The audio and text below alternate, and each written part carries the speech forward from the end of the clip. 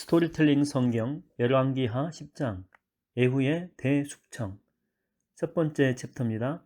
아합 집안이 철저하게 진멸당하다. 10장 1절에서 17절까지입니다.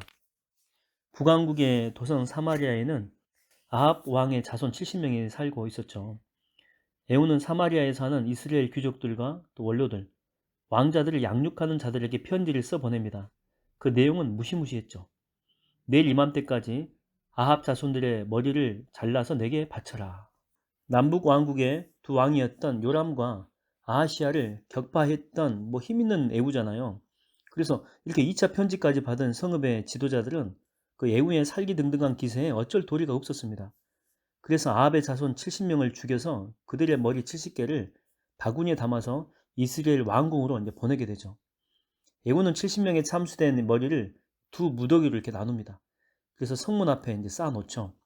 적장의 머리를 잘라가지고 성문 어귀에 공개적으로 전시하는 바로 이런 행위는 효수경중이라고 하는데, 효수경중, 이거는 고대 동양의 일반적인 관습이었습니다. 예후가 이처럼 잔인하게 행동한 것은 강력한 왕권을 과시하기 위함이었고, 아합 집안의 죄악에 대한 하나님의 그 징벌을 만천하에 알리기 위해서였죠. 하나님의 일찍이 엘리야 선지자를 통해서 아합 왕가에 대해서 예언한 말 그대로였습니다. 내가 너 아합에게 재앙을 내리겠노라. 아합 너뿐만 아니라 내 집안에 속한 남자들은 노예든 자유인이든 가리지 않고 모조리 쓸어버리겠노라. 이게 이제 하나님의 예언이었죠. 예후의 잔인한 행동은 여기서 멈추지 않습니다. 이스라엘 성읍에 남아있는 아합 집안의 그 친인척은 물론이고 아합의 그 신하들과 제사장들과 친지들까지 남김없이 다 전멸시키죠. 아합 집안의 철저한 파멸이고 몰락이었습니다. 이렇게 아합 집안을 진멸한 뒤에 예후는 이스라엘에서 사마리아를 향해서 출발하게 됩니다. 갈 때 양털 깎는 집이라고 하는 그 뜻을 지니고 있는 벳에켓 하로임이라고 하는 곳에 이제 도착을 했죠. 이곳은 이스라엘에서 사마리아로 가는 그 노상에서 조금 떨어져 있는 작은 마을입니다. 근데 여기서 예후는 우연하게도 남왕국 유다의 아하시아 왕의 친척 일행과 마주치게 됩니다. 그들은 오랜 기간 여행 중에 있었기 때문에 예후의 거사로 인해서 남북의 두 왕이 죽었는지도 몰랐고, 또 그들 집안에 대해서 숙청 작업이 진행되고 있는 줄도 아무것도 모르고 있었죠. 죽을 운명이었던 것입니다. 예후는 그들의 신분을 알고서는 깊은 웅덩이로 끌고 가서 모조리 빠뜨려 죽입니다. 이때 죽은 사람들이 42명이었죠. 또 예후는 기세를 몰아서 사마리아 도성으로 가던 중에 레갑의 아들이었던 여호나답을 만나게 되죠. 그는 예후에 관한 이 거사 소식을 듣고 그를 만나러 가는 길이었습니다. 예후 장군님, 왕자의 오르심을 축하드립니다. 이렇게 이야기를 했더니 예후는 고맙습니다. 그대도 나와 함께 여호와를 위한 거룩한 싸움에 참여하지 않겠소? 우리 힘을 합쳐가지고 이 땅에서 우상 숭배자들을 모두 박살냅시다. 이렇게 말하면서 예후가 손을 내밉니다. 그러자 여호나답이 그 손을 잡게 되죠. 예후는 여호나답을 끌어올려서 자신의 그 병거에 태우게 됩니다. 여호나답이 누구냐면 일명 요나답으로도 이제 불리웠죠. 그는 당시 엄격하고 보수적인 생활 방식으로 잘 알려진 레갑 족속의 존경받는 지도자였습니다. 레갑 족속은 자신들의 조상인 레갑의 유지에 따라서 집에서 살지 않았죠. 장막에서 살았습니다. 또 작물을 재배하거나 포도원을 경작하지도 않았고 일평생 포도주도 입에 대지 않았습니다. 만일 그런 레갑 족속의 지도자인 여호나답이 공개적으로 예후를 지지한다면 그것은 예후의 정치적인 입지를 크게 강화시키는 결과를 가져올 것임이 분명했죠. 그래서 예후는 적극적으로 여호나답의 지지를 얻으려고 했던 것입니다. 한편 여호나답은 예후 장군이 우상 숭배의 원흉이었던 아합 집안을 철저하게 숙청하고 있다는 그 말을 전해드렸죠. 그래서 그를 왕으로 세움으로써 우상 숭배의 죄를 철저히 제거하고 싶었던 것입니다. 이처럼 아합 집안을 멸하는 예후의 열심에는 정치적인 야심이 섞여 있었고, 예후를 지지하는 여호나답의 후원에는 종교적인 열망이 깃들어 있었죠. 그러니까 서로가 보는 방향은 달랐지만 우상 숭배자들을 지극히 혐오하는 점에서는 같았기 때문에 서로 손을 잡을 수 있었던 거죠. 하하하, 우리가 함께 손잡고 일하는 한 이 땅에서 우상 숭배자들은 더는 발붙이지 못할 것이요. 여호나답의 공개적인 지지를 얻은 예후는 더욱 힘이 솟아나서 그 길로 사마리아 도성에 들어가서 거기에 남아있던 아합 집안과 관계 있는 모든 사람들을 다 잡아 죽이죠. 이는 주께서 이전에 엘리야 선지자에게 말씀하신 그대로 이루어진 것입니다. 그야말로 예후는 아합 집안의 죄악을 철저히 징벌하시는 하나님의 무서운 심판의 몽둥이였던 것입니다. 두 번째 챕터입니다. 예후가 바알 숭배자들을 모조리 죽이다. 10장 18절에서 29절까지입니다. 아합의 왕가 3대, 그러니까 아합, 아하시야, 요람, 그러니까 36년 동안 북왕국 이스라엘을 다스렸죠. 그 땅은 그동안 온통 바알 숭배자들의 세상이었습니다. 예후는 그런 바알 숭배자들을 일거에 숙청하고 싶었습니다. 그래서 이제 꾀를 내죠. 거짓 공문을 보내가지고 전국의 바알 숭배자들을 동시에 초대한 것입니다. 여러분, 이제 아합은 잊으시오. 나 예후가 이 나라를 더욱 강력하게 만들겠소.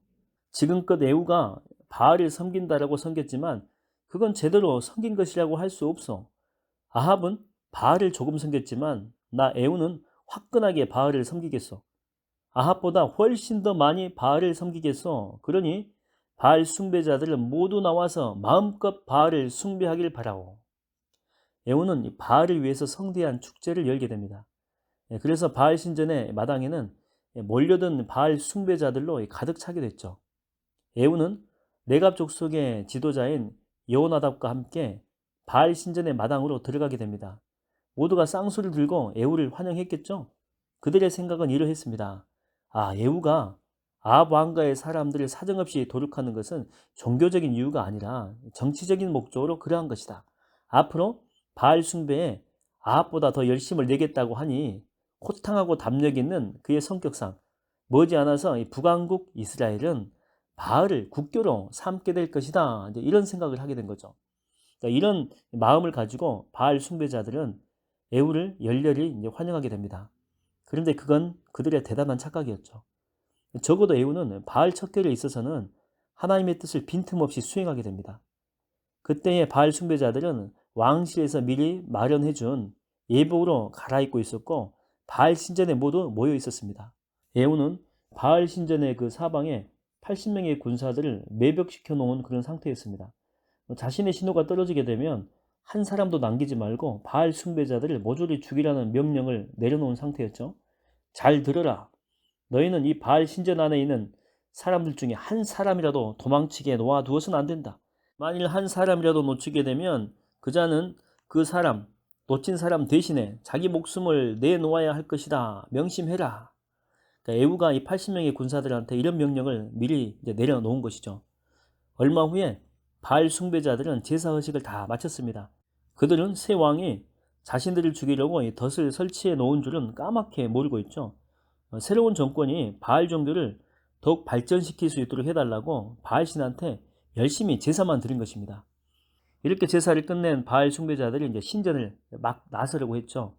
그때 이제 무기를 든 군사들이 그들을 가로막은 것입니다.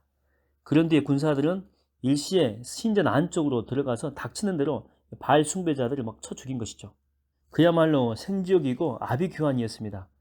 바알 제사를 마친 숭배자들은 영문도 모른 채 피 흘리며 죽어갔죠.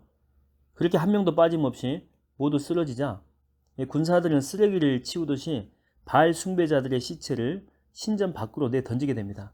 자, 그런 뒤에 아세라 목상들을 끄집어내서 불사르게 되죠. 아세라 목상은 언제나 바알 석상 옆에 함께 세워져 있었습니다. 아세라 우상은 나무로 만들어진 목상이었기 때문에 불로 쉽게 태울 수 있었습니다. 하지만 바알 우상은 돌로 만들어진 석상이기 때문에 조각조각 깨트려 부숴야만 됐죠. 예후의 명령에 따라서 이 군사들은 아세라 목상과 함께 바알 석상들도 깨트려서 박살내고 신전을 몽땅 허물어 버립니다. 자, 그런 후에 공동 변소로 만들게 되죠. 그러니까 철저하게 우상을 능멸한 것입니다. 이처럼 예후는 이스라엘 땅에서 더 이상 바알이 숭배되지 못하도록 그 흔적조차 다 쓸어버린 거죠. 폐하, 베델과 단에 있는 금송아지 우상은 그러면 어떻게 할까요? 그거는 내버려 둬라. 그건 됐다. 그대로 놔두도록 해라. 그토록 철저하게 바알과 아세라 우상을 제거했던 예후였지만은 그 나라의 맨 남쪽에 있는 베델 성읍과 또 맨 북쪽에 있는 단 성읍에 세워져 있는 금송아지 우상은 없애지 않았습니다. 그냥 그대로 남겨둔 것이죠. 그래서 에후 역시 이스라엘 백성들을 우상 숭배의 죄악 가운데 빠뜨린 북왕국 이스라엘의 건국자 느밧의 아들 여로보암의 죄로부터는 돌이키지 못했다라고 하는 거죠. 그래서 에후의 종교 계획은 절반의 성공에 그치고 맙니다. 에후가 금송아지 우상을 제거하지 않는 것은 철저히 정치적인 목적 때문이었죠. 일찍이 여로보암이 베델과 단에 금송아지 우상을 세운 이유는 뭐냐면 이스라엘 백성들을 하나로 묶어주는 정치적인 수단이었기 때문입니다. 즉 북왕국 이스라엘 땅의 금송아지 우상은 남왕국 유다의 예루살렘 성전에 대응하는 것으로 북쪽 지파들의 구심점이었던 거죠. 그러니까 에후도 그런 사실을 잘 알고 있었기 때문에 그대로 남겨둔 것입니다. 에후의 행동에는 정말 많은 문제가 있었죠. 하나님을 위한다고 했지만 거짓말을 일삼았습니다. 그는 철저히 목적의 수단을 정당화할 수 있다라고 믿는 결과론자였습니다. 하나님은 바알 종교라고 하는 그 시스템을 뿌리채 허물기 위해서 에후의 그 잔인함과 거짓말을 묵과하시고 우상 숭배자들을 없애는 거친 몽둥이로 잠시 사용했을 뿐입니다. 세 번째 챕터입니다. 에후의 여타 행적과 그의 죽음 10장 30절에서 36절까지입니다. 에후가 아합 집안을 진멸하고 바알 종교와 바알 숭배자들을 철저히 제거하자 주께서 그를 향해서 말씀하십니다. 에후는 들어라. 내가 아합 집안에 내리기로 작정한 모든 징벌을 내가 그대로 다 수행하였도다. 그러니 그 일에 대해서는 내가 보상하겠노라. 이제부터 너의 4대 자손까지는 이스라엘을 다스리는 왕위를 앉을 것이니라. 정말 그렇게 되죠. 이후에 그 에후 왕조는 에후 다음으로 이제 4대까지 이어지게 됩니다. 에후가 28년 통치하고 또 그의 아들 여호아하스 17년 통치하죠. 그 다음에 여호아스 또 16년 통치하고 여로보암 2세 또 스가랴 6개월 통치하는데 무려 89년 동안 에후 왕조는 북왕국 이스라엘을 다스리게 됩니다. 에후 왕조는 왕이 된 후에 이스라엘의 하나님이신 여호와의 율법을 지키는 일에 온전히 마음을 기울이지 않죠. 무엇보다 이 건국자 여로보암이 저지른 죄, 곧 베델과 단에서 금송아지 우상을 섬긴 죄에서 돌이키지 않습니다. 그래서 백성들을 우상 숭배의 죄악 가운데 그냥 그대로 빠뜨리게 되는 거죠. 그 무렵에 주께서는 이스라엘의 영토를 축내기 시작합니다. 그건 백성들이 주님을 제대로 섬기지 않았다고 하는 것을 반증한 거죠. 주님을 바르게 섬기게 되면 나라가 부강하게 되고 또 번성하고, 바르게 섬기지 않으면 나라가 쇠약하고 기울어지는 것은 이스라엘 역사에 적용되는 불변의 법칙이기 때문이죠. 그때에 북방에 있는 아람 왕 하사엘이 이스라엘을 침공하게 됩니다. 하사엘의 군대는 요단강 동편의 길르앗 지역, 곧 갓 지파와 르우벤 지파와 므낫세 지파의 땅으로 밀고 들어가서 아르논 골짜기에 있는 아로엘 지역에서부터 길르앗 지역에 있는 또 북쪽의 바산 지역에 이르기까지 몽땅 차지하게 된 것이죠. 주전 814년경 에후는 죽어서 그의 조상들에게로 돌아가게 되죠. 그의 업적과 명성은 이스라엘 왕들의 궁중일지인 이스라엘 왕들의 연대기에 자세히 기록되어 있죠. 에후는 죽어서 사마리아 도성의 가족 묘지에 묻히게 됩니다. 에후가 죽자 그의 아들인 여호아하스가 북왕국 이스라엘의 제11번째 11대 왕위에 이제 오르게 되죠. 에후는 북왕국 이스라엘의 수도인 사마리아에서 28년 동안 나라를 다스렸습니다.